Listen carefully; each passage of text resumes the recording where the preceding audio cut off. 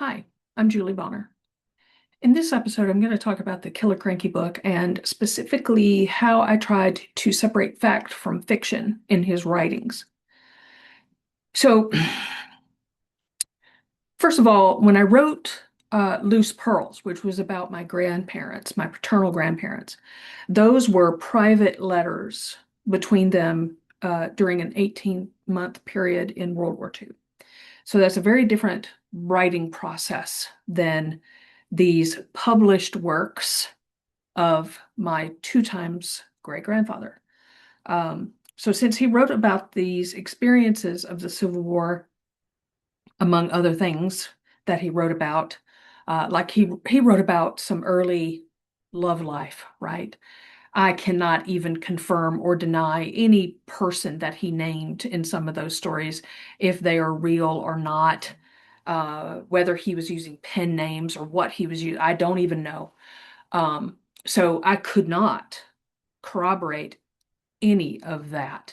In fact, there was a person that he wrote about named Emmeline, and AI thought, oh, is that Sarah Emily Hudgens? Is that his second wife? And it's like, darned if I know. I don't know. And unless he specifically wrote about that, we will never know. Okay, so we dropped that verification item because there was no way to confirm that one way or the other. However, as you know, as a family history researcher, you've got all these tools at your disposal. Like on ancestry.com, you can pull up census records. A lot of times other people have taken pictures of gravestones, or you may have. You can go to Find a Grave website. You can do a lot of these things to find records on there. And so I had a lot of that already. And in fact, many years ago, I had gotten some of his military records from the U.S. Confederate Soldiers Compiled Service Records Department. And so I had a lot of these little cards where certain things that he talked about was confirmed through that. For example, one of the things I could not confirm is that he had said that he was injured at Seven Pines. And it's possible that he was. And maybe it wasn't life-threatening, and therefore he didn't go to a field hospital for that, for them to make a record of it. I don't know.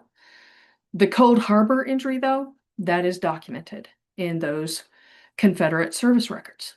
And so, I was able to use that with AI and be able to confirm or deny, that something happened or didn't, right? But just because it wasn't there doesn't mean it didn't happen. It's just that particular one I could not verify as fact.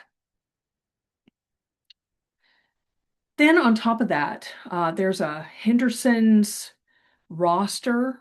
I think it's published by the National Park Service, I think.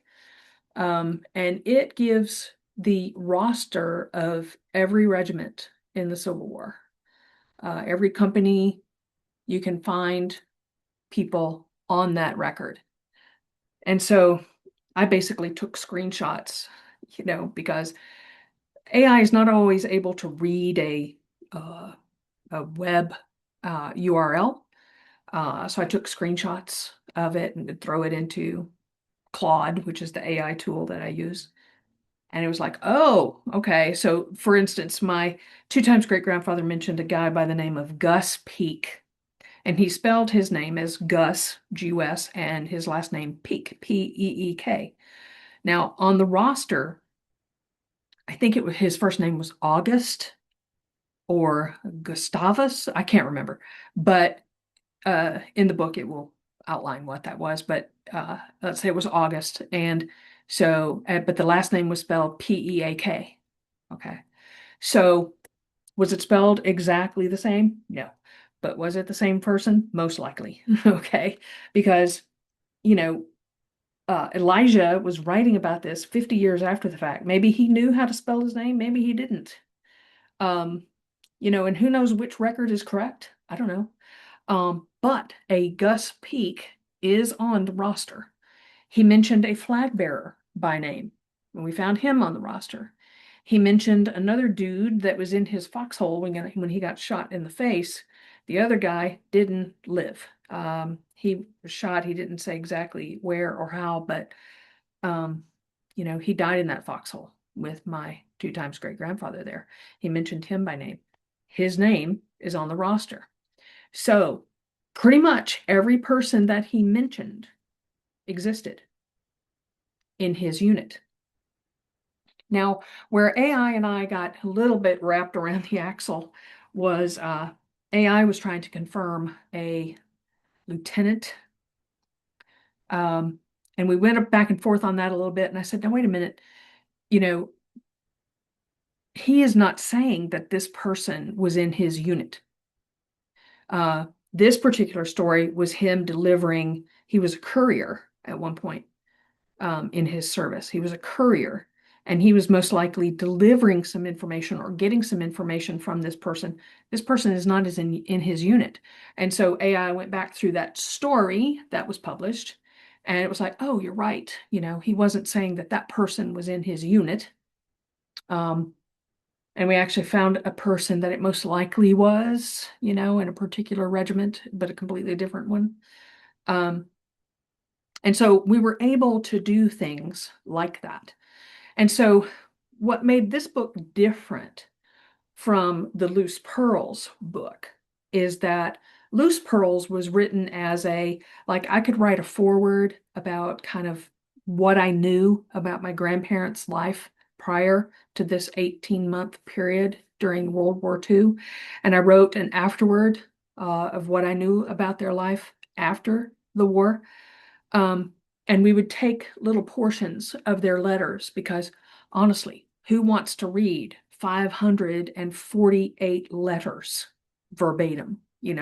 That does not have a whole lot of import, Now to a family member, maybe it will, but I have all the full letters on Ancestry. They're all there. So anybody who is related to Vera, Doris, Harper Bonner, and Woodrow Cecil Bonner, they can find every single one of those letters there. But we would take little snippets of the letters because they are private letters, right? But one of the great things about AI is that it can make connections I can't do. That's the power of using an AI tool. Reading through 548 letters between my grandparents, I would never have probably figured out that they talked about having a girl like 8 times in their letters. But AI found that. They found that thread that went through several letters that they wrote. Now, they never had that girl. That I know. That is one thing I do know because I knew my grandparents, right? But it was an interesting little tidbit. And also, using AI for the Killer Cranky book and these memoirs about the Civil War, what I realized was, oh, okay, so my 2 times great-grandfather was on the same battlefield as another 3 times great-grandfather that died on that battlefield. Okay, so one died, one survived. Okay, and that particular battle was Drury's Bluff down below Richmond, or right outside of Richmond on the James River. And my 3 times great-grandfather had already had his children. The person that I was descended from on that side of the family was already living, so him dying on the battlefield, I still exist today, right? The fact that Elijah survived, he was a single young man in the war and survived it with that shot in the face, which is a miracle that he lived. He was able to survive it and had all of his children after the fact. In fact, he had 15 kids, 10 with his first wife and 5 with a second wife.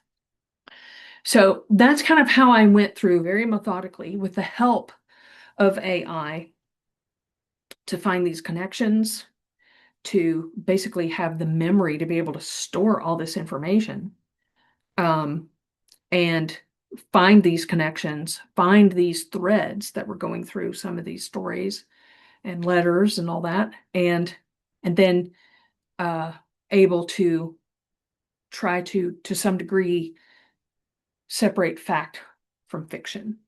Okay. So in the annotated memoir, I guess, that you want to call it, the Killiecrankie book, all of his published works are in there.